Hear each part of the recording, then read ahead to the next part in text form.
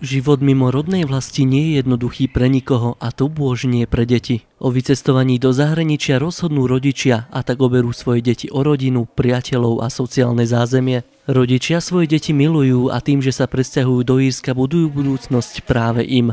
Väčšina samozrejme plánuje návrat na Slovensko v neurčenej budúcnosti a práve preto sa snažia, aby deti nestratili kontakt so vzdelávacím systémom na Slovensku.